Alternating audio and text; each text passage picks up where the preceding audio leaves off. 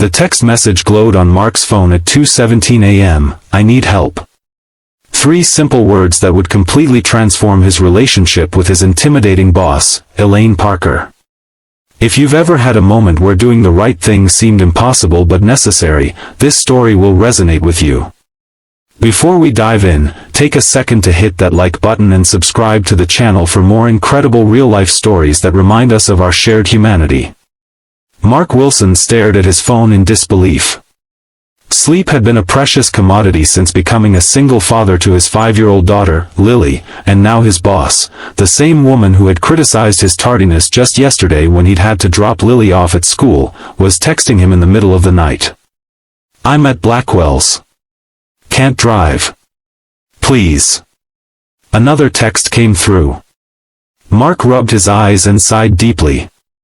Elaine Parker was the executive director of their marketing firm, known for her razor-sharp intelligence and equally cutting remarks. She demanded perfection from her team and showed little sympathy for personal circumstances, including his struggles as a single dad since his wife's death 2 years ago. His first instinct was to ignore the message. Let her call a cab. Let her face the consequences of whatever state she'd gotten herself into. But something in those simple, desperate words made him pause. Dad? Lily's small voice came from his bedroom doorway. Why are you awake? Someone needs help, sweetie, Mark said, already knowing what he had to do.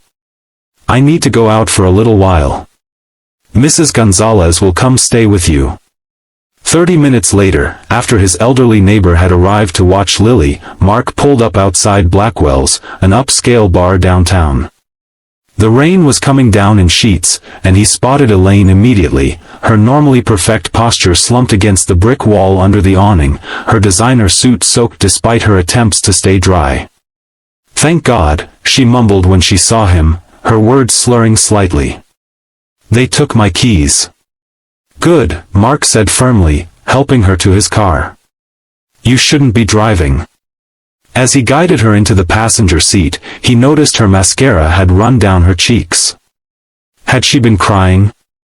I never do this, she said, her voice uncharacteristically small. Never. You can fire me tomorrow if you want. Mark almost laughed at the absurdity.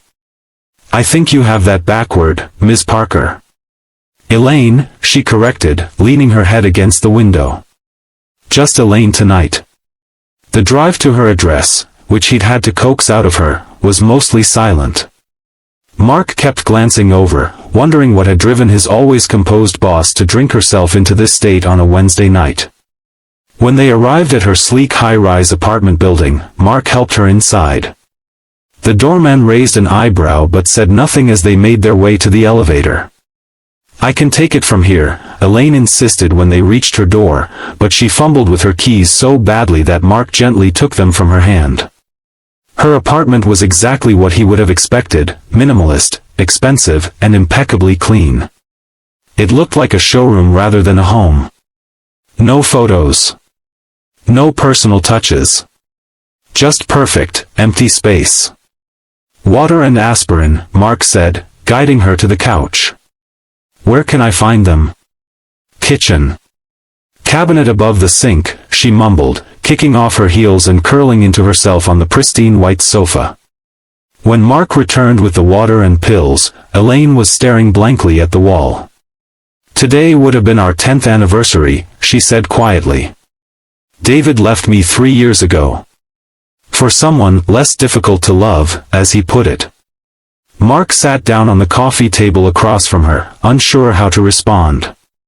This vulnerable version of Elaine Parker was so at odds with the formidable woman who ran their office with military precision. I'm sorry, he finally said, offering her the water. Don't be. He was right. She took a small sip. I am difficult. I know what people call me at the office. Ice Queen. Heartless bitch. Take your pick. Mark shifted uncomfortably. He'd heard those names, had even thought them himself on particularly frustrating days. Why did you call me? He asked, genuinely curious. You must have friends, family. Elaine laughed bitterly. Friends? I have colleagues and competitors. Family? My parents are dead, and my sister hasn't spoken to me in years. She looked at him directly, her gaze surprisingly clear despite her intoxication. I called you because you're the only decent person I know. The only one who would actually come. The raw honesty in her voice made Mark's chest tighten. He thought about how she'd looked at the office Christmas party last year, standing alone with a champagne flute while everyone else mingled and laughed. You should get some sleep, he said gently. Things will look better in the morning. Will they? She asked, but allowed him to help her to her bedroom. As Mark turned to leave, Elaine caught his wrist. Thank you, Mark. I won't forget this. You probably will, he said with a small smile. But that's okay. No, she said firmly, suddenly sounding more like her usual self. I won't. Mark drove home in the early morning light, exhausted but strangely at peace. He slipped into his apartment to find Mrs. Gonzalez dozing in his recliner. After thanking her and seeing her back to her apartment, he checked on Lily, who was still sound asleep, her stuffed elephant clutched tightly to her chest. He crawled into bed for a few precious hours of sleep before his alarm would go off, wondering what version of Elaine Parker he would face at work later that day. The Ice Queen would probably return, he thought, and last night would become something they both pretended never happened. Mark was running late again. Lily had spilled orange juice all over her school uniform, necessitating a complete change of clothes and a tearful meltdown about missing the morning story circle. By the time he rushed into the office, it was nearly 9:30. He braced himself for Elaine's disapproving glare as he hurried past her office, but her door was closed. Perhaps she'd taken a sick day. He wouldn't blame her after last night. At noon, her door finally opened. Mark tensed as she emerged, looking immaculate as always in a crisp black suit, not a hair out of place. If she was suffering from a hangover, she hid it masterfully. She walked directly to his desk, and the entire office seemed to hold its breath. Mr. Wilson, she said formally. May I speak with you in my office? Mark followed her, aware of the curious stares from his colleagues. This was it, she was going to fire him for witnessing her moment of weakness, or worse, make him sign some kind of non-disclosure agreement. Once inside, Elaine closed the door and turned to face him. For a long moment, she said nothing, just studied his face with an intensity that made him uncomfortable. I remember everything about last night, she finally said. Every humiliating detail. Ms. Parker, Please, let me finish. She took a deep breath. I've spent the morning reflecting on my behavior, both last night and, in general. I owe you an apology. Mark blinked in surprise. In 3 years of working under Elaine Parker, he had never once heard her apologize to anyone. You don't owe me anything, he said. Anyone would have done the same. No, she said firmly. They wouldn't have. And that's not the only thing I'm apologizing for. I've been unfair to you, Mark. I've held you to impossible standards without considering your circumstances. She gestured for him to sit, then perched on the edge of her desk rather than retreating behind it as she usually did. I know about your wife, she said more gently. I know you're raising Lily alone. And instead of offering support or flexibility, I've made your life more difficult. Mark was speechless. He'd always assumed Elaine barely knew his name, let alone anything about his personal life. Why? He finally managed to ask. Elaine's perfectly composed facade cracked slightly. Because it was easier to be the Ice Queen everyone already thought I was than to admit I was envious. Envious? Of what? Of you, she said simply. Of how much you love your daughter. Of how you've built a life with meaning beyond this office. She gestured around her. This is all I have, Mark. This company, this career. I sacrificed everything else for it, and last night, I realized how empty that victory feels. Mark didn't know how to respond. This conversation had veered so far from his expectations that he felt disoriented. "I'm not asking for your friendship or forgiveness," Elaine continued. "But I am making some changes, starting today.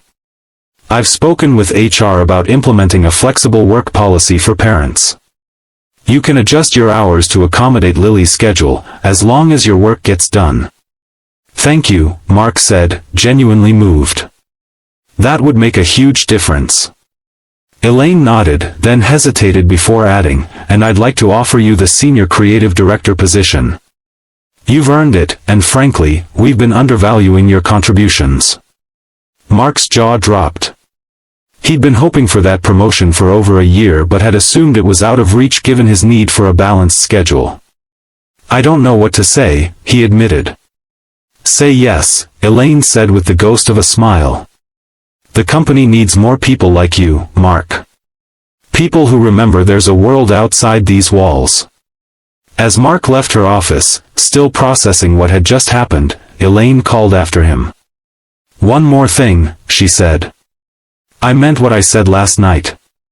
You're a decent person, Mark Wilson. Perhaps the most decent person I know.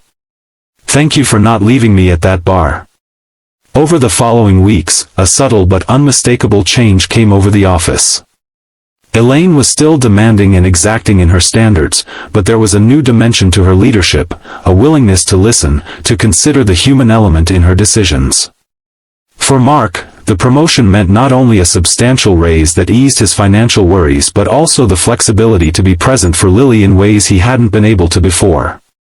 He could attend her school events without anxiety, take her to doctor's appointments without rushing, and even volunteer for the occasional field trip. One Friday afternoon, as he was packing up to leave early for Lily's dance recital, Elaine stopped by his desk. "Big day for Lily, right?" she asked, surprising him with her knowledge of his schedule.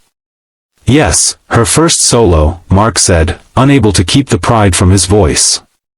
"She's nervous but excited." Elaine nodded, then seemed to hesitate before asking, "Do you think, would it be inappropriate if I attended? I've never seen a children's dance recital before." The question caught Mark completely off guard. "You want to come to Lily's recital?" "Only if it wouldn't be an intrusion," Elaine said quickly. "I understand if it's a family event."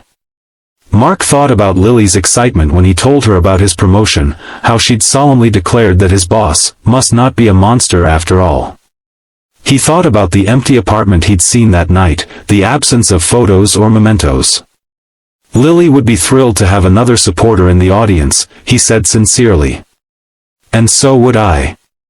The smile that spread across Elaine's face was genuine and unguarded, a rare sight that transformed her usually stern features. "Thank you," she said simply. Later that evening, as Lily twirled across the stage in her butterfly costume, Mark glanced over at Elaine sitting beside him. In her casual clothes, jeans and a sweater instead of her usual power suit, she looked younger, more approachable. And as Lily completed her dance with a somewhat wobbly curtsy, he was surprised to see Elaine applauding with genuine enthusiasm, a warmth in her eyes he'd never witnessed before. After the recital, Lily ran up to them, still in her costume, her face flushed with excitement. "Did you see me, Daddy? I didn't forget any steps." "You were amazing, sweetheart," Mark said, kneeling to hug her. "Lily, this is Ms. Parker, my boss from work." Lily regarded Elaine with curious eyes. "Are you really the Ice Queen?" Mark froze in horror, but to his astonishment, Elaine laughed, a real, uninhibited laugh. "I used to be," she told Lily seriously. "But I'm trying to thaw a little." "Your dance helped." Lily beamed at her. "Do you want to come for ice cream with us? Daddy always gets me ice cream after performances." Elaine looked to Mark, who nodded his encouragement. "I'd like that very much," she said. As they walked to the ice cream parlor, Lily skipping ahead, Elaine spoke quietly to Mark. "I never thanked you properly," she said. "For what?" "The recital invitation?" "For showing me what I was missing," she replied. That night when you came to get me, you could have just dropped me off and been done with it. But you showed me kindness when I'd given you no reason to. It made me realize how isolated I'd become, how many walls I'd built. Mark considered her words. Sometimes we all need someone to see past our defenses, he said. Even the ones we think are protecting us. Elaine nodded thoughtfully. I've been seeing a therapist, she admitted. Trying to figure out why I pushed everyone away for so long. It's not easy, facing yourself honestly. No, Mark agreed, thinking of his own journey after losing his wife. But it's worth it. Ahead of them, Lily turned and waved impatiently. Come on. The ice cream is waiting. As they quickened their pace to catch up with the excited child, Elaine said, You know, I always thought vulnerability was a weakness. Something to be avoided at all costs. And now? Mark asked. She watched as Lily took both their hands, pulling them forward with childish enthusiasm. Now I think maybe it's the only way to find what matters, she said softly. 6 months later, the transformation in both their lives was remarkable. Mark's department was thriving under his leadership, implementing creative campaigns that had brought in several major new clients. His flexible schedule allowed him to be the father Lily needed while still excelling professionally. Elaine, meanwhile, had gradually revealed more layers to her personality. She'd started a mentorship program for young women in marketing, begun reconnecting with her estranged sister, and even adopted a rescue dog, a scruffy terrier mix named Charlie who sometimes accompanied her to the office. The most surprising development, however, was the friendship that had formed between them. What had begun as a reluctant late-night rescue had evolved into a genuine connection based on mutual respect and understanding. One evening, as they worked late finalizing a presentation for an important client, Elaine looked up from her computer with a pensive expression. Do you ever wonder how different things might be if you hadn't answered my text that night? She asked. Mark considered the question. I think about it sometimes, he admitted. But I'm glad I did. So am I, Elaine said quietly. You know, David called me last week. He heard about some of the changes at the company, saw my interview in Marketing Monthly. What did he want? Mark asked, feeling unexpectedly protective. To reconnect, she said with a small smile. He said I seemed different, happier. And are you? Happier? Elaine looked around the office, at the photos now displayed on her desk, one of her with her sister at a recent reunion, another of Charlie, and a crayon drawing Lily had made for her of a butterfly dancer and a nice queen. Yes, she said simply. I am. And I told David that while I appreciated his call, I've moved forward with my life. Mark smiled, feeling a surge of pride for how far she'd come. Good for you. As they packed up to leave, Elaine hesitated by the door. Lily mentioned her school carnival is this weekend. Would it be overstepping if Charlie and I stopped by? Not at all, Mark said warmly. She'd love to see you both. She's been practicing her dog whispering skills specifically for Charlie. Elaine laughed, the sound no longer rare or surprising. We'll be there. As they walked out together, Mark reflected on the strange and unexpected journey that had brought them to this point. One desperate text message in the middle of the night had changed everything, not because he had rescued Elaine from a bar, but because in doing so, he had given her the chance to rescue herself from the isolation she had built around her life. And in the process, he had gained not just a better work environment or a promotion.